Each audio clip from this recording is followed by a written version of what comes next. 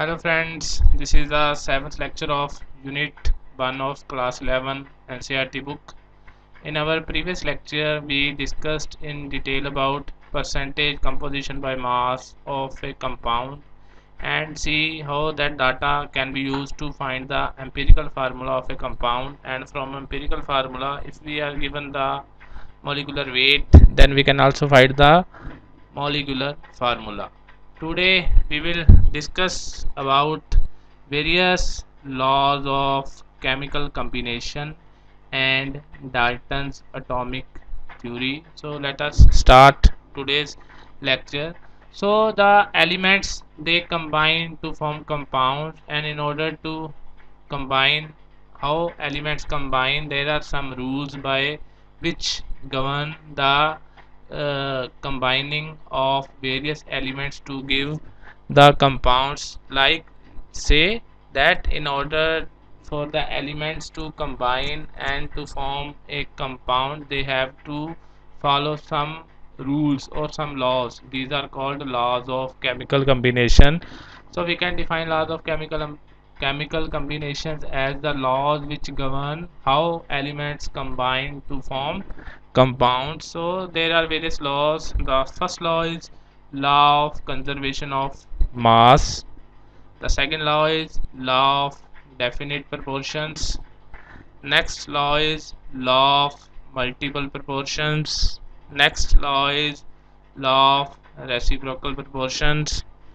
Next is Gay-Lussac's law of gaseous volumes, and the last law is Avogadro's law. So today we will discuss these laws, 6 laws in detail, which governs how elements combine with one another to give you various compounds. So let us start with the first law, which is law of conservation of mass, and this law was put forth by Anthony Lavoisier in 1789. This is a very basic law for chemical combination, and this law states that in all physical and chemical changes, there is no net change in the mass during the process. That means the mass of the system before the process and after the process, it remains same. Like, means mass is conserved. That's why it is called law of conservation of mass. Now what is a physical change, what is a chemical change, we have already discussed in my first lecture. So I have given the link of that lecture in the description, where you can see about physical and chemical change. So this law states that whenever there is a change, then but if the change occurs, the mass of the system should conserve. Conserve means the mass of the system before the process and after the process, it should remain same. Like, suppose there is any reaction, A gives B. So if the mass of A is x grams before change, and after change whole of the A is converted to B, then mass of the B should also be x. So this is the law of conservation of mass. Like, suppose we have water liquid, so we freeze it and it gets converted to water solid. Okay, means freezing of water. Suppose we start with 18 gram of water, so we take 18 gram of water and freeze it, and the whole water gets freeze. So when the whole water gets freeze, we note its weight should be 18 gram. So this is the law of conservation of mass, that there is no net change in the mass during any, this was a chemical change, this was a physical change. So in any physical or chemical change, there should be no net change in the mass. So we can say that we can neither create or destroy the matter. So matter can neither be created nor be destroyed. So this is the law of conservation of mass. So that's why this law is called law of conservation of mass. Now suppose, let us see some example of this. Suppose we have reaction of hydrogen with oxygen to give you water. So if we balance this equation, it is 2H2 plus O2 gives to water. Now let us see, first calculate the weight of reactants and then we will calculate the weight of products. Now weight of hydrogen molecule is 1 into 2, 2 we have 2 molecules of hydrogen, so it is 4 gram hydrogen, plus weight of atomic oxygen is 16, as we have 2 atoms of oxygen, so 16 into 2 is 32. So in the reactant side we have total 36 grams. Now let us see in the product size. Now we have 2 into weight of hydrogen is 1 into 2, 2, weight of oxygen is 16, so 16 plus 2 18, 2 into 18 is equal to 36 grams. So this means law of conservation of mass holds good. You take any reaction, in every reaction this law holds good. Like we can take another example, H2 plus O2 gives hydrogen peroxide, H2O2. Now let us see, suppose we have started with 1 mole of this, 1 mole of hydrogen is equal to 2 grams, oxygen is 32 grams. Like atomic oxygen is equal to 16 grams. So in oxygen molecule we have 2 oxygen, so its weight is 2 into 16 is equal to 32.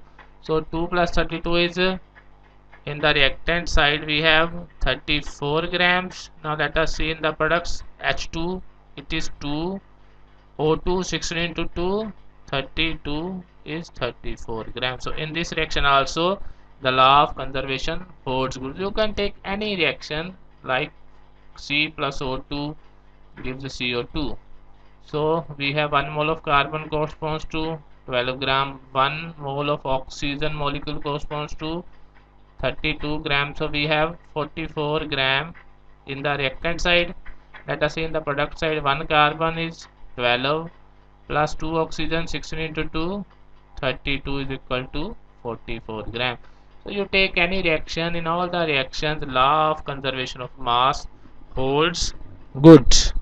So this law is the basis for several later developments in chemistry. So this is the most basic law and it is very important, and when we will discuss in our next lecture about stoichiometry, so we will take help from this law to calculate some numericals, and this law form the basis to balance the various chemical equations.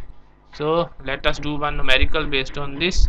So he says that what weight of barium chloride would react with 14.2 gram of sodium sulfate to produce 23.3 gram of barium sulfate and 11.7 gram of sodium chloride if the law of conservation of mass is true. So he says that there is some reaction. So the reaction is of barium chloride with sodium sulfate. So I will write the reaction here. So barium chloride plus sodium sulfate is Na2SO4. If we react these, we get barium sulfate, which is barium sulfate plus NaCl. We get 2 moles of NaCl. So this is a balanced chemical equation of reaction between barium chloride and sodium sulfate to give you barium sulfate and sodium chloride. Now he says that we have to calculate the weight of barium chloride. What weight of barium chloride would react with 14.2 gram of sodium sulfate? We have 14.2 gram of this, and barium sulfate is produced 23.3 gram, and NaCl is produced 11.7 gram. This is the total weight of NaCl produced. This is the weight of barium sulfate produced. This is the weight of sodium sulfate added. Now we have to calculate how much barium chloride should react with this so that we get these results. And he says that law of conservation of mass is true. So we will assume that suppose x gram of barium chloride, they react with 14.2 gram of sodium sulfate. So according to law of conservation of mass, weight of reactants x plus 14.2 gram, that is equal to weight of products, which is 23.3 plus 11.7 grams. No, grams gets cancelled. We have to calculate x. So x is equal to, so 23 plus 11, 23.3 plus 11.7 is 7 plus 3 is 10. 0 1 we will take carry over. 3 plus 1 is 4, 4 plus 1 is 5, 2 plus 1 is 3. So we have 35.0 minus 14.2.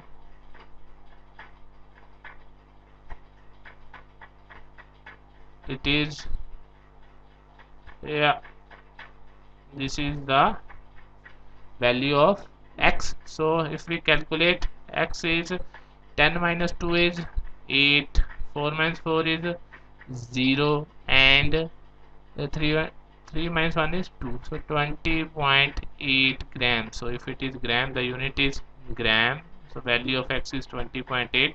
So weight of barium chloride that will react with it is 20.8 gram. So that is how, with the help of law of conservation of mass, we calculated the weight of one reactant that will react with other reactant when the weight of products was given. So that is how we will use law of conservation of mass. Now let us move to second law, which is law of definite proportions, and this law was given by a French chemist Joseph Proust, and this law states that a given compound always contain exactly the same proportion of elements by weight. We can also say it's percentage composition by mass, that we have already discussed in our previous lecture.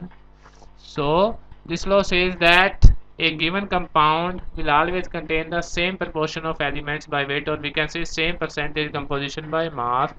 Suppose compound is water. So if we collect water from anywhere, from my house, from your house, or somewhere else, this water will always contain the relative composition of these elements same.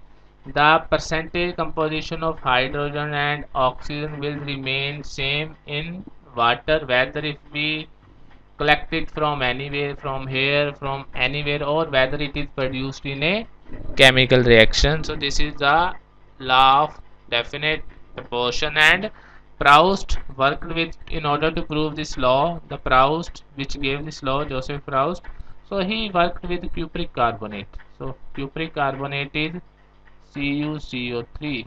This is the formula for cupric carbonate. So one of which was of natural region, so naturally occurring copper carbonate, and other was synthetic. He synthesized it in his lab. So he compared two samples of cupric carbonate, natural sample and synthetic sample. Synthetic means which was generated in lab. So he found that composition of elements, so the elements in copper carbonate is copper, carbon and oxygen. These elements combine to give you copper carbonate. So he found that it was, the composition of elements was same for both the samples as shown below. So I have given a table. So this is your copper carbonate, both are copper carbonate, one is synthetic and one is natural. So in natural sample the percentage composition was 51.35% copper, 9.74% carbon, and it is by mass, percentage composition by mass, and it was 38.91. and the sample that he generated in his lab, copper carbon, it has again the same composition, 51.35 of copper, 9.74 of percent of carbon, and 38.91% of oxygen. So this is the law of definite proportions, that if a given compound will always have the same composition of its constituent elements irrespective of its source, whether it is natural, whether it is synthesized in a lab, or it is collected from one place or some another. If a sample is same, then it will always contain the same composition by mass of its elements. So we have explained this with the help of a, as Proust worked with cupric carbonate, so he gave this law. So as I said, irrespective of the source, a given compound always contains same elements combined together in the same proportion by mass. So it is proportion by mass. So that's why this law is also referred to as law of definite composition, as composition is fixed. For a given compound, the composition is always same irrespective of its source. Now let us do, in order to understand this law, let us do a numerical which is quite easy.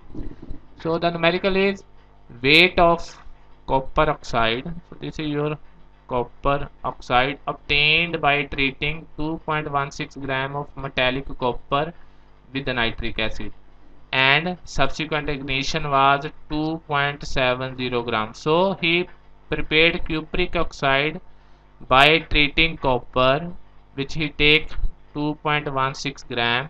So 2.16, so it is 2.16 gram, 2.16 gram, and he did some chemical reactions. First he reacted this with HNO3 and then he ignited it and he obtained cuprous oxide, and its weight was 2.70 gram. So he started with 2.16 gram of copper and he got 2.70 gram. That means this cupric oxide sample of weight 2.70 gram, it contains copper how much?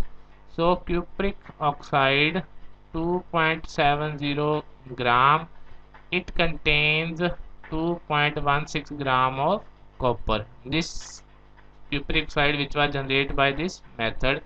And in another experiment, so he synthesized this cupric oxide in some another way, in which 1.15 gram of copper oxide. So this sample, second sample, 1.15 gram of this sample on reduction. So if we reduce it, reduction means the removal of oxygen, and he got copper. Then he found that this the weight of copper was 0.92 gram copper.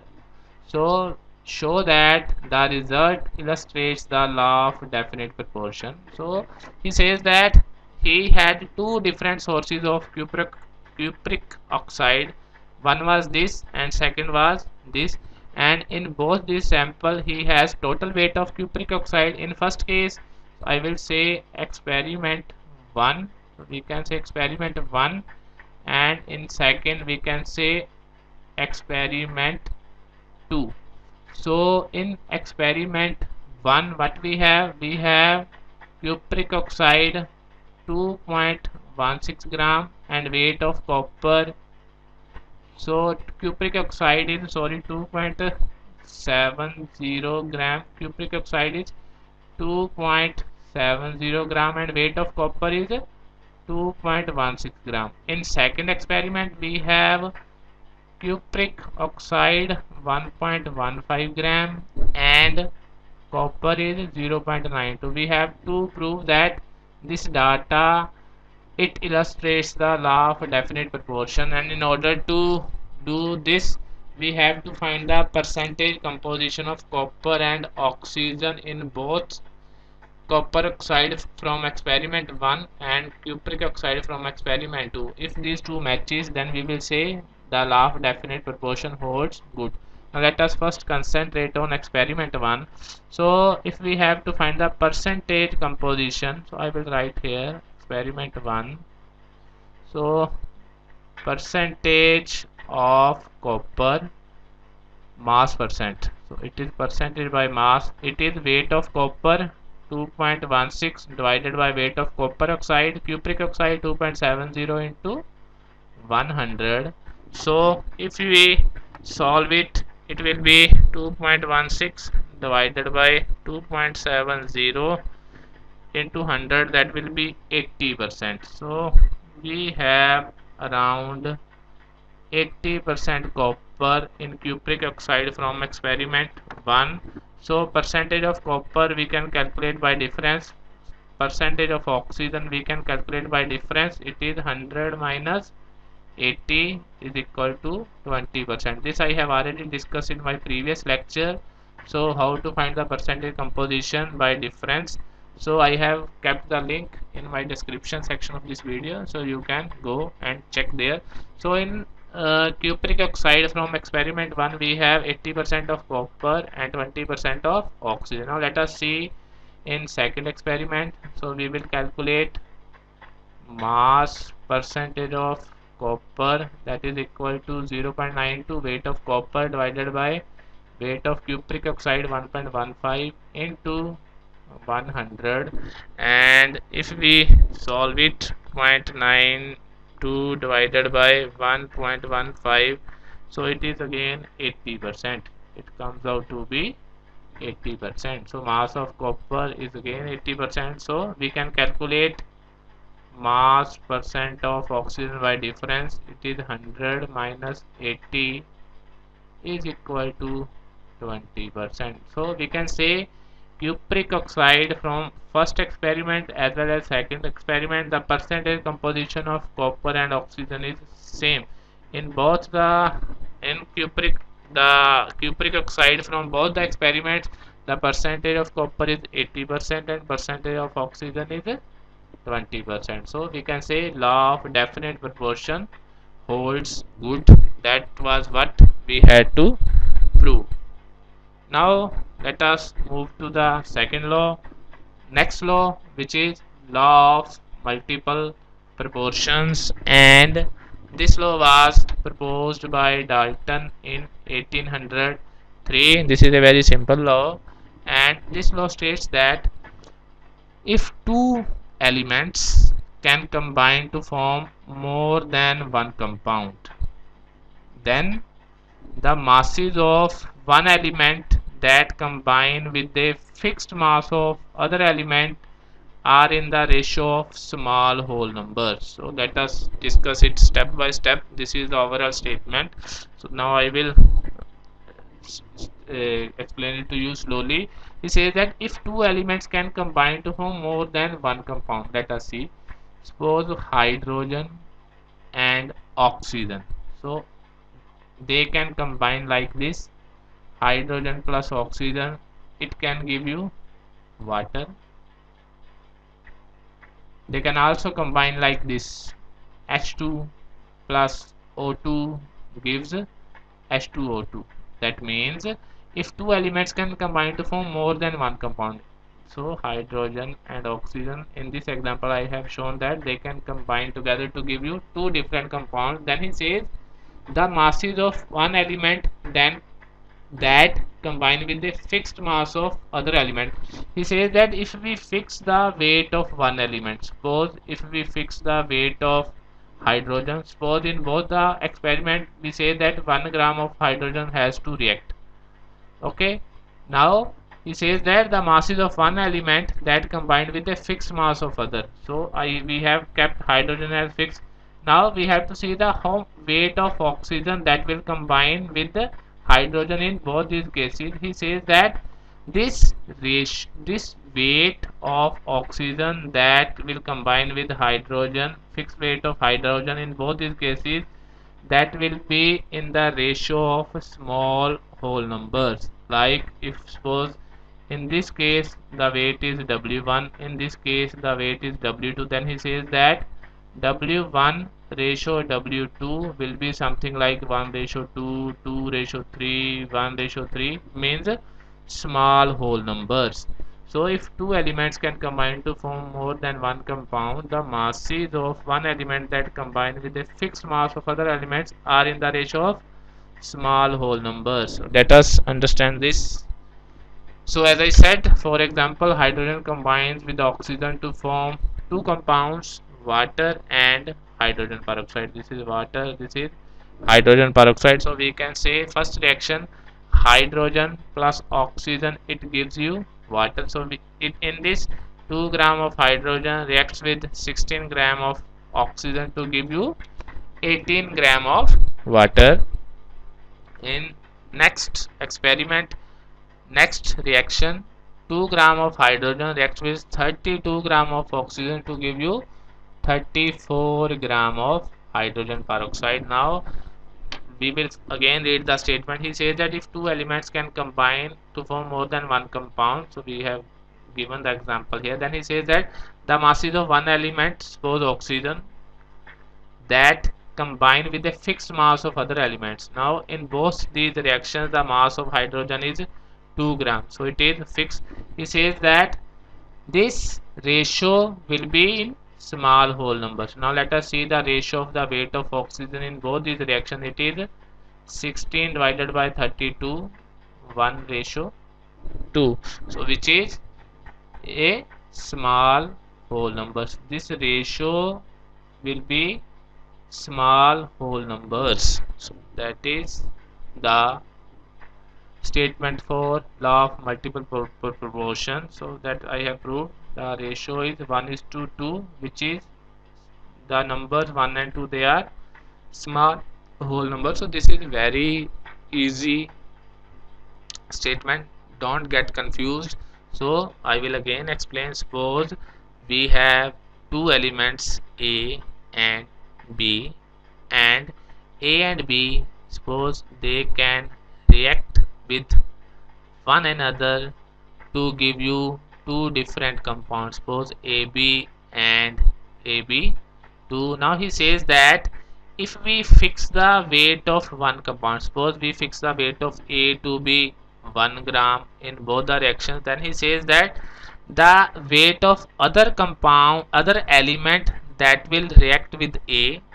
So in both these cases, suppose in this reaction weight of B that react is W1, and in second reaction it is W2.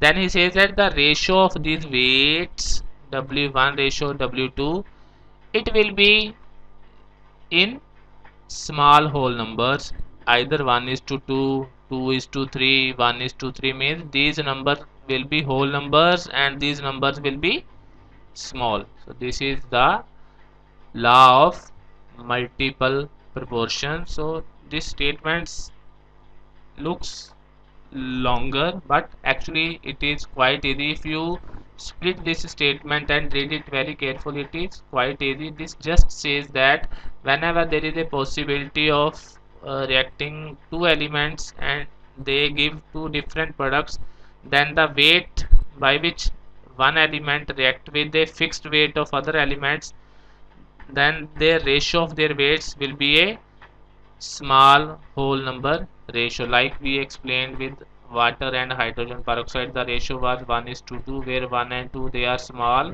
whole numbers. Now let us, in order to understand this, let us do one numerical. He says that elements A and B, they combine to form three different compounds. First is 0.3 gram of A react with 0.4 gram of B to give you 0.7 gram of X. First of all, we will see they follow law of conservation of mass. In second, 18 gram of A reacts with 48 gram of B to give you 66 gram of Y. Then 40 gram of A reacts with 159.99 gram of B to give you 199.99 gram of Z. Now we have to show that law of multiple proportion is illustrated with this data. So in order to understand the law, first we have to fix the weight of either A or either B. Suppose we have fixed the weight of A. Let us fix weight of A and check weight of B that will react with A.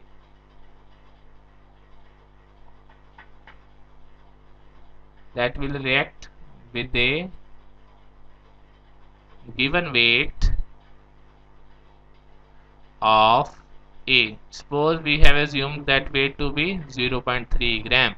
So we will see in all these three compounds X, Y and Z how much B reacts with 0.3 gram of A.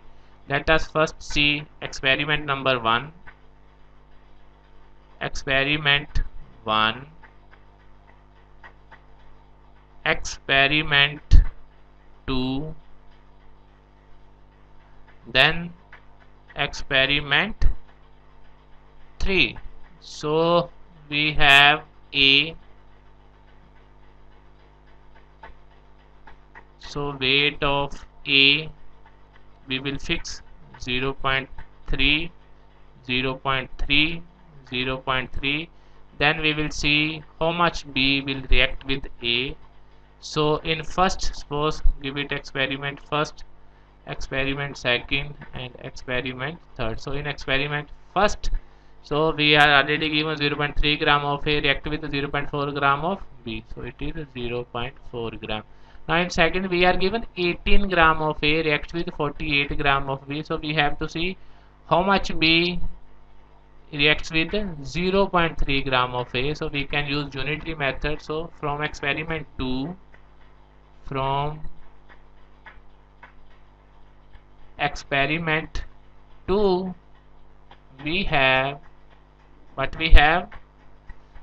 So 18 gram of A, 18 gram of A, it reacts with 48 gram of B. Now let us see how much 1 gram of A that will react with 48 divided by 18 gram of B. Now we have to calculate for 0.3 gram.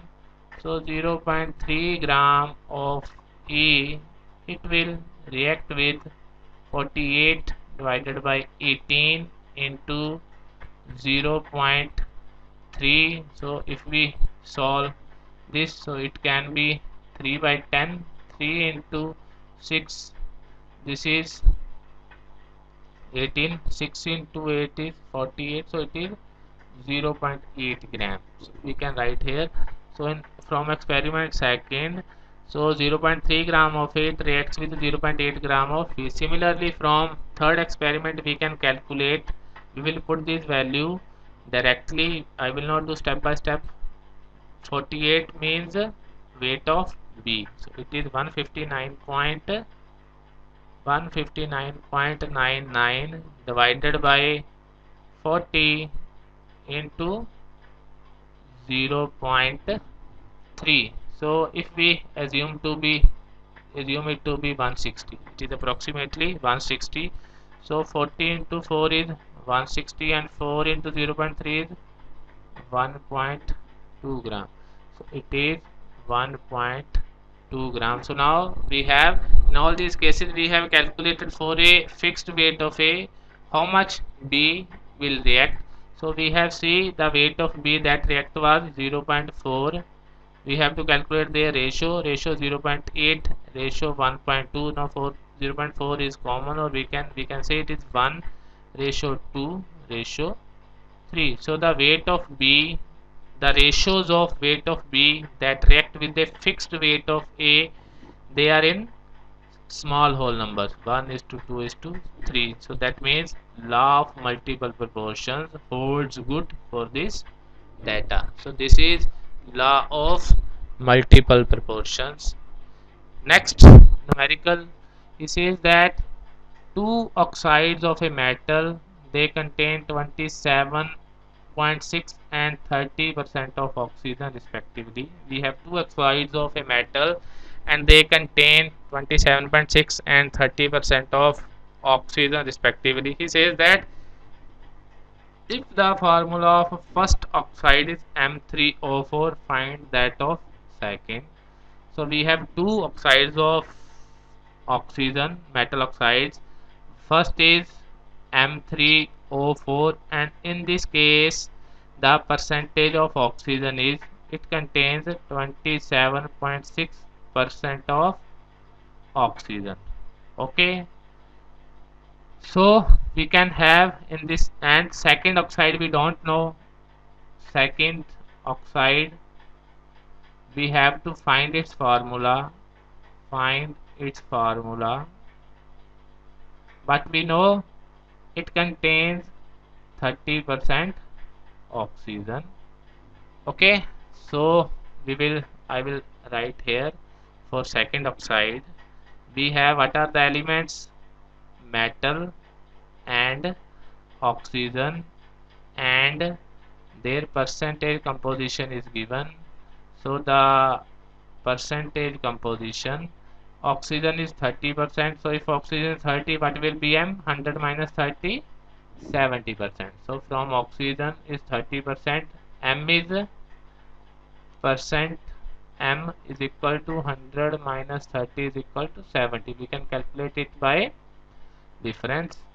So let us see the atomic weights. Atomic weight, M we don't know, oxygen we know it is 16 grams.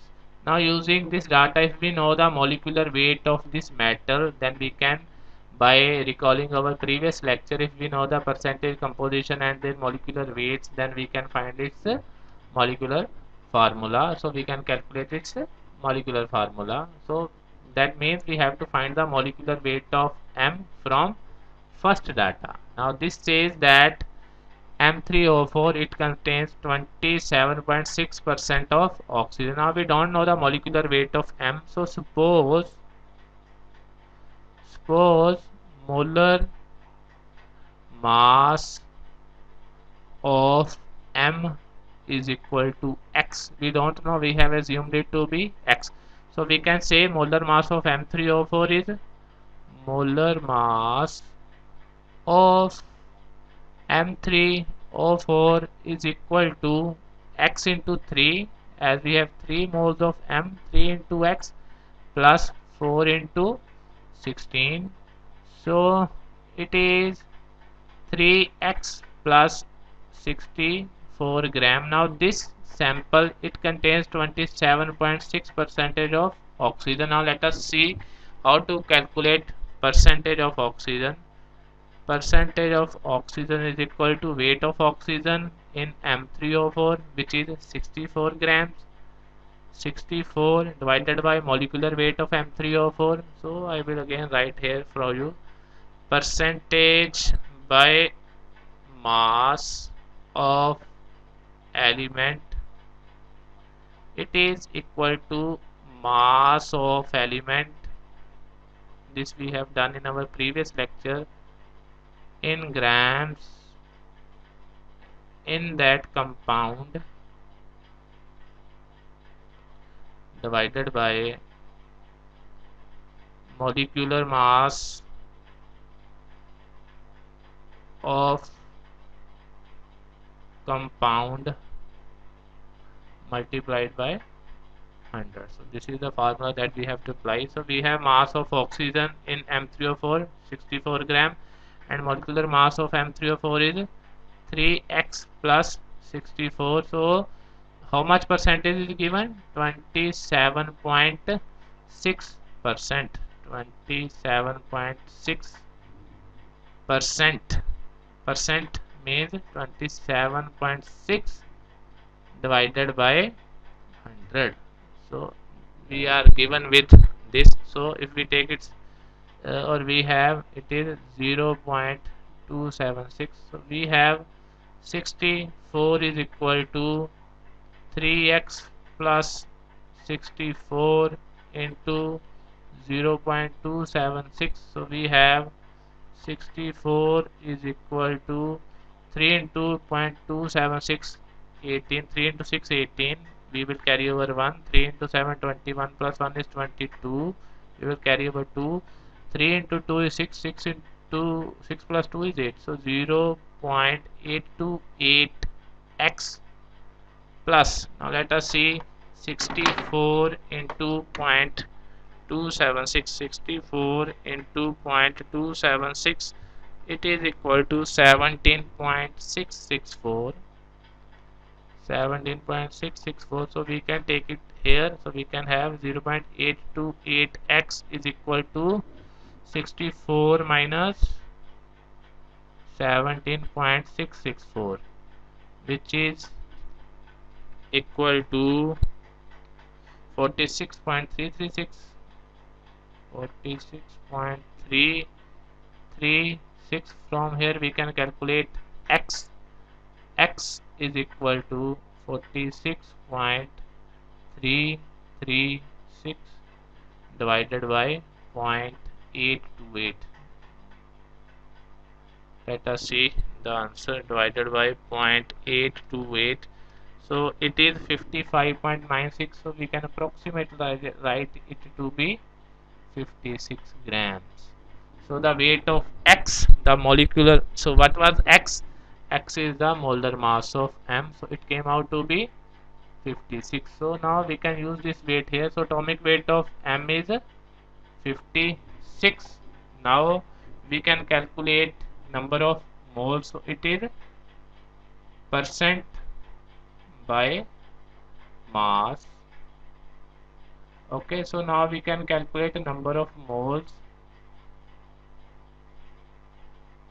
So number of moles is equal to given weight divided by, or we as I previously told you in my previous lecture, we can directly divide mass percentage by their atomic weight to calculate number of moles. So it is as the weight will be same in 100 gram. So 70 divided by 56, it is 1.25, and 30 divided by 16 is equal to 1.875. Now we have to make them whole numbers. So in order to do that, we choose the small value and divide it, and divide both these values by small value. So we have already discussed in our previous lecture of empirical formulas. So we can get 1.25 divided by 1.25 is 1. So 1.875 divided by 1.25, that is equal to 1.5. So what we have done here, we have choose the smallest value out of these two. It is 1.25. First we have divided 1.25 divided by 1.25, which came out to be 1. Then we did 1.875 divided by 1.25, it is 1.5. Now these are again still not the whole number, so we have to multiply them by 2. So if we multiply this by 2, it will be 2, it will be 3. So we have 2 moles of M and 3 moles of O. So the formula is M2O3. So that was what we have to find. So the formula of this compound that contains 30% of oxygen is M2O3. That was our question, to find the formula for the second. So it was quite an easy numerical. Let us move to next law. The next law is Gay-Lussac's law of gaseous volumes, and this law was given by Gay-Lussac in 1808, and he says that when gases combine, so this law holds for gases. So when gases combine or are produced in a chemical reaction, they do so in a simple ratio by volume. So this law is similar to law of definite proportions by mass, which says that when the elements combine, they combine in their definite ratio. If the elements or the combining quantities, they are gases, then he says that they are produced or they combine in a simple ratio by volume. Now in case of gases, we will measure volume, and second thing is all the gases, they should be at same temperature and pressure. This law holds good when all the gases, they are at same temperature and same pressure. So statement is quite easy. When gases combine or are produced in a chemical reaction, they do so in a simple ratio by volume. Let us see. Suppose 100 ml of hydrogen combined with 50 ml of oxygen to give you 100 ml of water vapor. So we can write 100 ml of hydrogen combines with 50 ml of oxygen to give you 100 ml of water. So if we see their ratios of their volume, it is, suppose it is X, this is Y, this is Z. So if we see X ratio, Y ratio, Z, it is equal to 100 ratio 50 ratio 100. So 2 ratio 1 ratio 2. If we divide this by 50, so we will get this ratio. So he says that the simple ratio by volume. So you can see these are whole numbers and very small numbers. So this law states that when gases combine in a chemical reaction or they are produced, suppose here hydrogen is gas, oxygen is gas, and water is also gas, then they do so in a simple ratio by volume, provided all gases they are at same temperature and pressure. Why? Because if we change the temperature and pressure, their volume will change. This we will study when we study the gaseous state of matter in detail. There we will study the effect of temperature and pressure on volume. So it says that the volumes of hydrogen and oxygen which combine bear a simple ratio 2 is to 1. We have already discussed 100 ratio 50 is equal to 2 ratio 1, and even if we take the ratio of the product, this is again simple, 2 is to 1 is to 2. So this is the Gay-Lussac's law of gaseous volume, and we can observe from this Gay-Lussac's discovery of integer ratio in volume relationship is actually the law of definite proportions by volume. Earlier we studied the law of definite proportion by mass for other reactants, but for gases the law is Gay-Lussac's law, which is similar to law of definite proportions by weight, but in Gay-Lussac's law we measure volume, so we call it the law of definite proportions by volume. So the law of definite proportions was with respect to mass, whereas Gay-Lussac's law is with respect to volume. So their statement is almost similar. So this is the Gay-Lussac's law of gaseous volume. Now let us do one numerical. He says that if 10 volumes of dihydrogen react with 5 volumes of dioxygen gas, how many volumes of water vapor would be produced? So first we will write the reaction. H2 plus O2 gives water. If we balance it, it is 2H2 plus O2 gives 2 water. Now he says how much volumes? 10 volumes of oxygen reacts with 5 volumes of oxygen to give you how much volumes of water. So if we see the relation, we can see the same number of waters are produced from the same number of moles of hydrogen. That means 2 moles of hydrogen they give 2 moles of water. So we can say 10 volumes of hydrogen will produce 10 volumes of water. So that is the answer. So how much water vapor will be produced? 10 volumes. This we can also study from our previous slide. You could see there. Let us go to the previous slide. 100 ml produced 100 ml. So the same volume of water is produced, the volume of hydrogen we take. So their volume of hydrogen and water is 1 is to 1. It is same. So we get 10 volumes of water. So this is Gay-Lussac's law. Now next law is law of reciprocal proportions, and its statement is quite little bit confusing, but it is quite easy. So if we read it very carefully, so this law was given by Richter in 1792, and he says that when, listen very carefully, when two different elements they combine with the same weight of a third element, so two different elements A, B, they combine with the same weight of C, then the ratio of the weight in which they do, so the ratio of the weights of A and B, that will, suppose it is W1, it is W2, and it is W. So okay, he says that the ratio of weights of A and B, W1 ratio W2 would be the same or some simple multiple of the ratio in which they unite with each other. Now there is third possibility that A and B they can also combine with one another. A plus B they can also combine with one another to give you AB.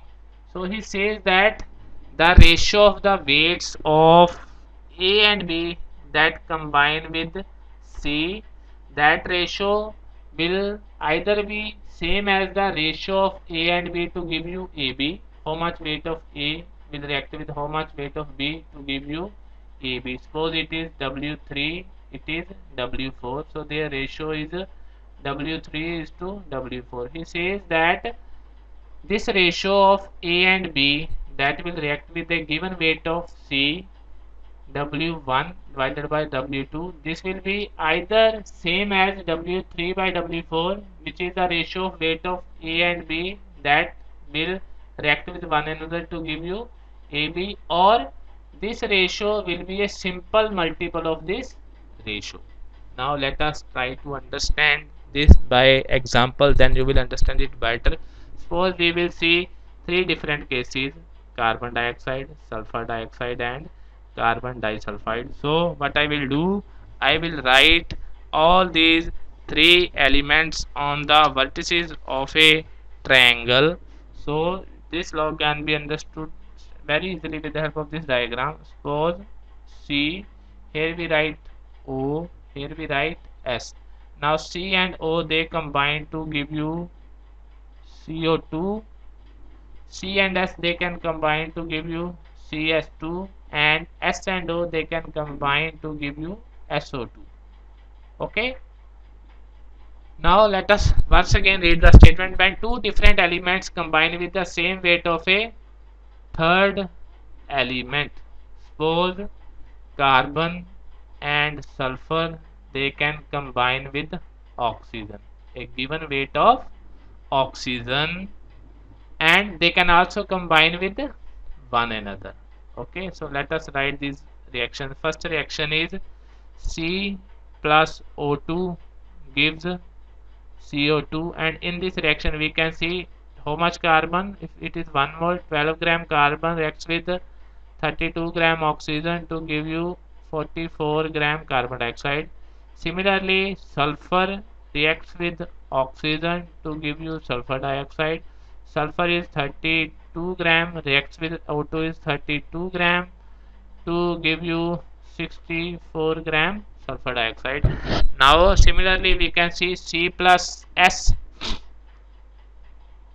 it gives you CS2 and it is 12 gram, it is 32 gram, it is the 2S, so it is 2SC plus 2S. So if it is, if we have to balance the equation, this equation was not balanced, so if it is 2S, then the weight will be 2 into 32 is 64 gram, so that will be 64 plus 12, it will be 76 grams. So these are the three scenarios. Now let us see the again read the statement. When two different elements they combine with the same weight of a third element, suppose we choose the two different elements as carbon and sulfur, so they are combining with the same weight of oxygen. So in both these reactions the weight of oxygen is 32. Now we will calculate the ratios of weight of carbon and sulfur. So weight of carbon divided by weight of sulfur is equal to 12 divided by 32. It is 12, it is 32, or it is 6 divided by 16, or 3 divided by 8. If we cancel it by 4, 3 divided by 8. So this is the ratio of weight of carbon to weight of sulfur. So when two different elements they combine with the same weight of a third element, the ratio of the weight we have calculated. So what is the ratio of their weight? It is 3 by 8. So that would be same or a simple multiple of the ratio in which they unite with each other. Now carbon and sulfur, they also unite with each other by this reaction to give you CS2. Now we have to calculate the ratios of their weight by which they unite with one another. C by S to give you CS2, it is 12 is to 64. So 4 into 3 divided by 16. So this ratio is 3 by 16.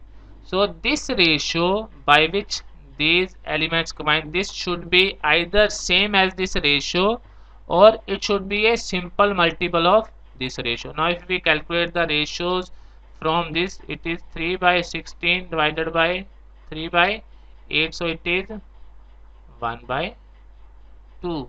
So, or we can say we can multiply this ratio by 2 to get this ratio. So these two ratios, they are related to each other by a simple multiple of 2. So that is the law of reciprocal proportions. So I will again give you statement.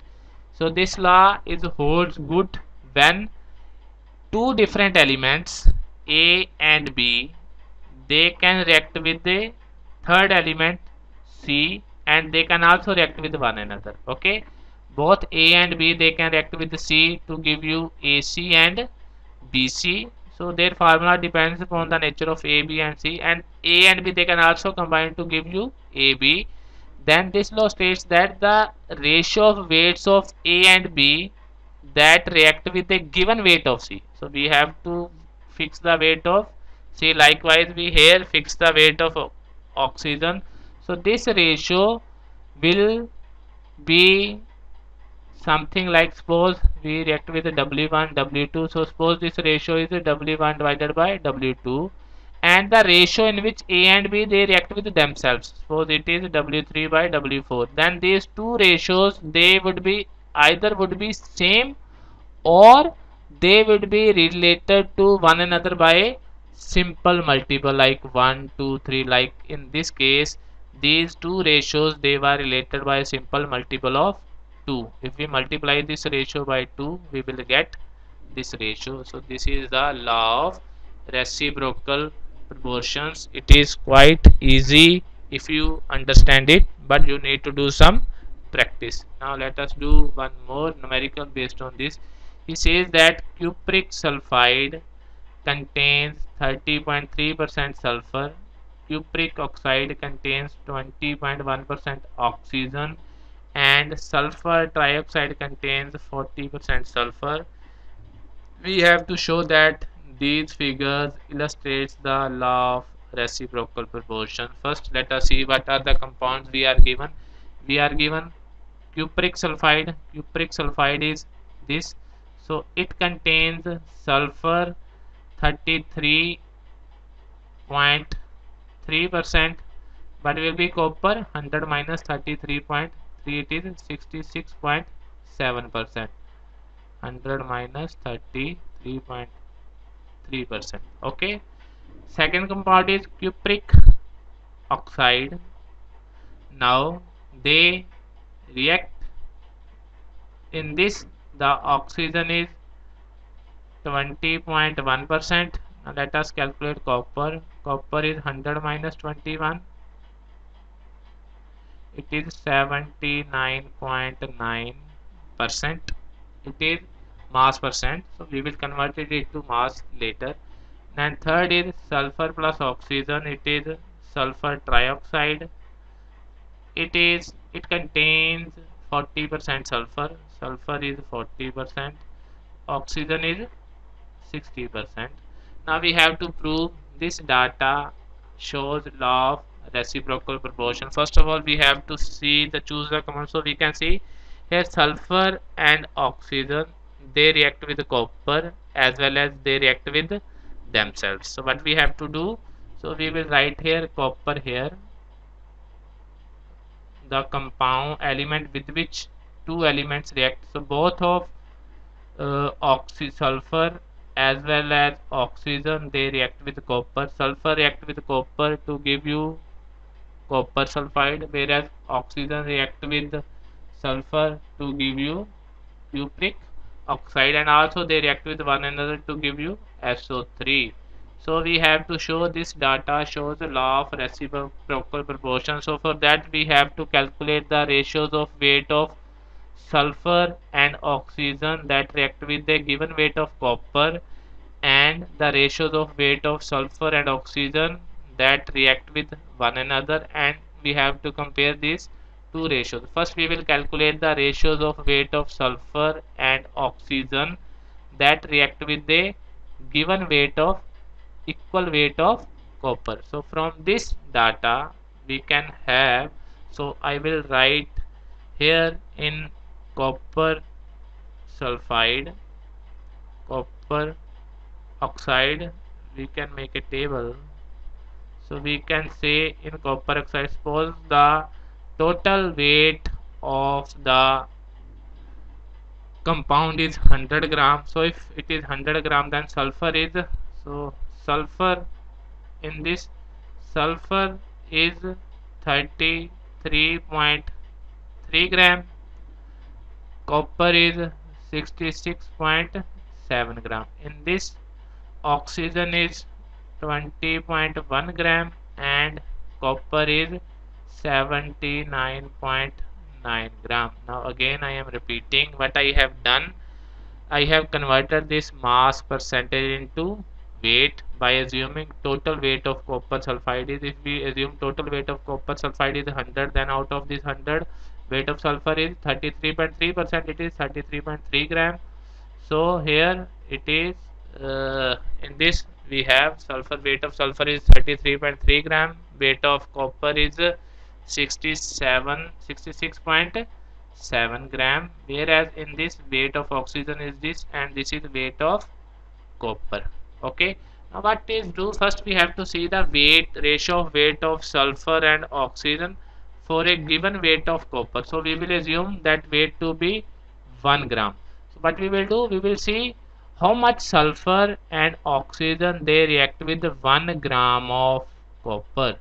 So we can easily calculate for copper sulfide, 66.7 gram of copper, it reacts with 33.3 gram of sulfur. We have to calculate for 1 gram. So I will write here in CuS we have 66.7 gram copper, it reacts with 33.3 gram sulfur. So 1 gram copper, it reacts with 33.3 divided by 66.7, so it will be approximately 0.5.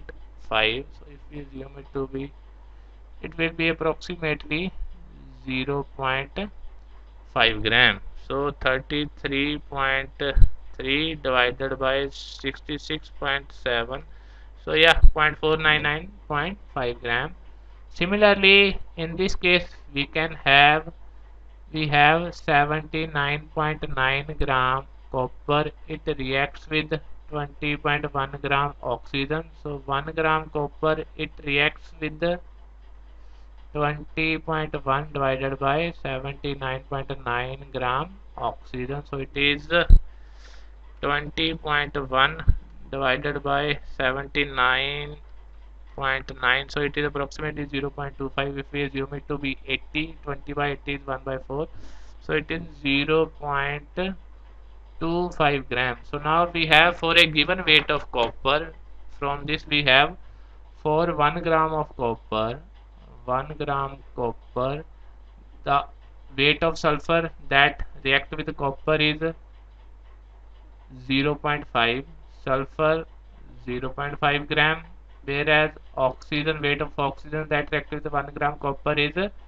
0.25. so from there we can calculate the ratio, weight of sulfur divided by weight of oxygen is equal to 0.5 divided by 0.25, so which is 2 by 1. So this ratio came out to be 2 by 1. Now let us see the ratio of weights of sulfur and oxygen that react with one another. So from this we have this relation, S plus O3 gives SO3. Now we have, for a, he says that sulfur dioxide contains 40% sulfur, means 40 gram sulfur.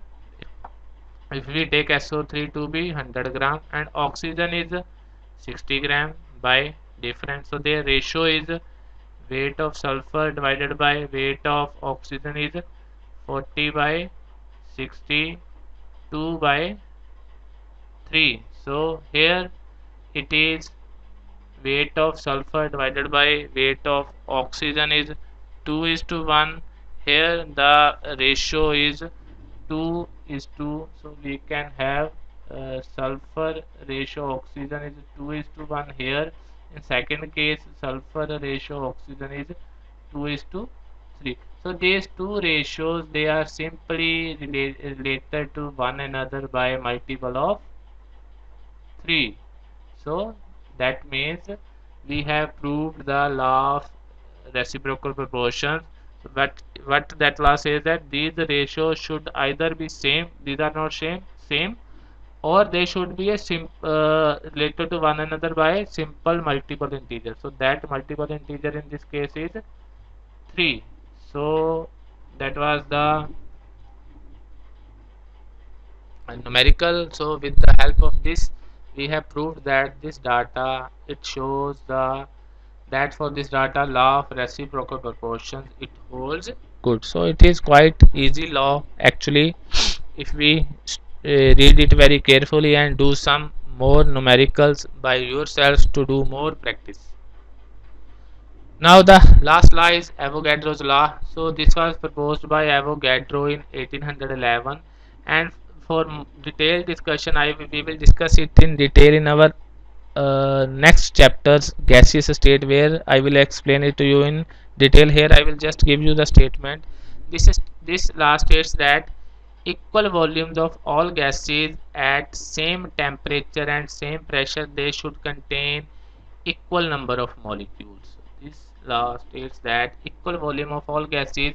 So if we have any gas like hydrogen, oxygen, any gas, helium, so if we have same volume of these gases at same temperature and same pressure, so if we fix their volume, temperature and pressure, if we have same volume of these three gases at same temperature and same pressure, then these three gases will contain same number of molecules, then the number of molecules of these gases will be same. So this is the Avogadro's law.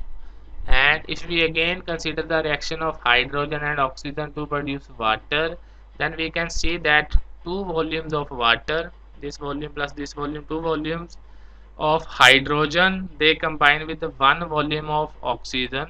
One volume of oxygen, the reaction is H2 plus O2 gives 2 water, 2 H2. So we have two volumes of, if two volumes of this react with the one volume of this to give you two volumes of water. So this is water H2O, this is O2 dioxygen or oxygen, so this is hydrogen. So this is the Avogadro's law. So next we will discuss Dalton's atomic theory. So this is a very old theory. Now there are many modifications to this theory, and this theory now does not hold good. So there are many objections to this theory now because the advancement of this subject. So but it was put forward by Dalton in 1808. Now it is approximately 200 years after has passed when he proposed this law, and still this law has many applications because it gave basis to the other laws. So Dalton proposed the following things.